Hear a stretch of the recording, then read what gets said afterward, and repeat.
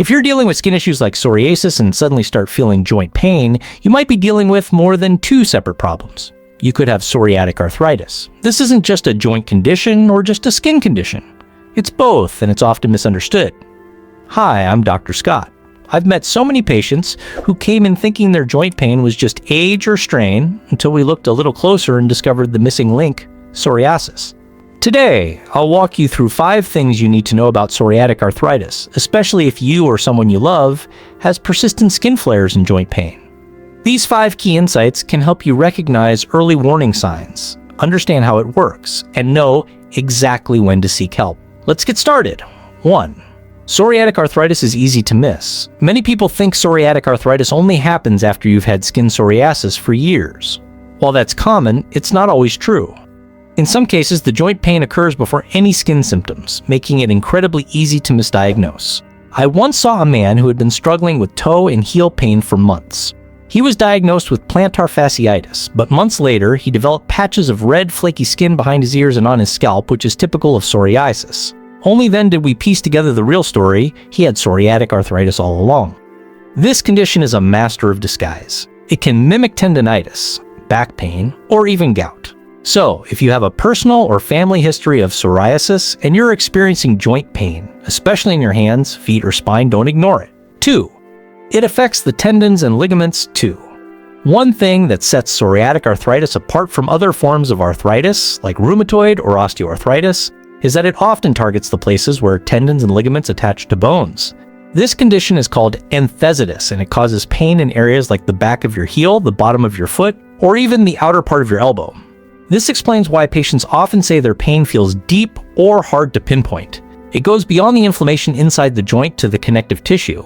If you're waking up with pain in places like your Achilles tendon or the soles of your feet, especially if you also have psoriasis, it's time to get tested. 3. Psoriatic arthritis can affect more places. This condition isn't limited to flaky skin and swollen fingers.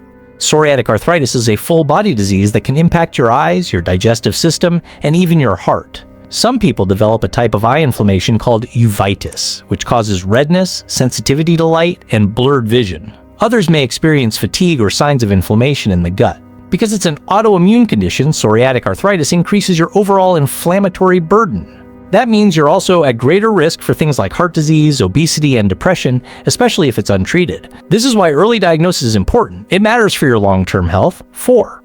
There's no single test for psoriatic arthritis. One of the most frustrating things for patients is how long it can take to get properly diagnosed. There's no single blood test for psoriatic arthritis. And unlike rheumatoid arthritis, many patients test negative for rheumatoid factor and other common markers. Diagnosis comes down to clinical experience, pattern recognition, and ruling out other conditions.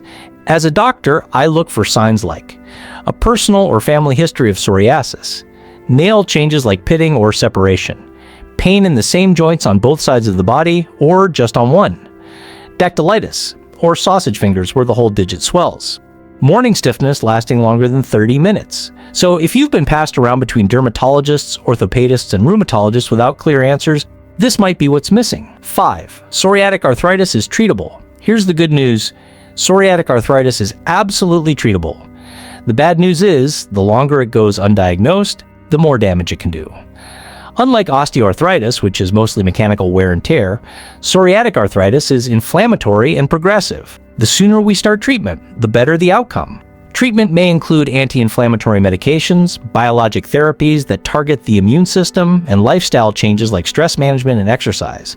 Many patients fear the word biologic because they assume it means harsh drugs or major side effects. But modern therapies are far more precise than they were years ago, and many people see major improvement with few complications. Don't wait until the damage is done. If you have psoriasis and any kind of persistent joint pain, talk to your doctor sooner rather than later.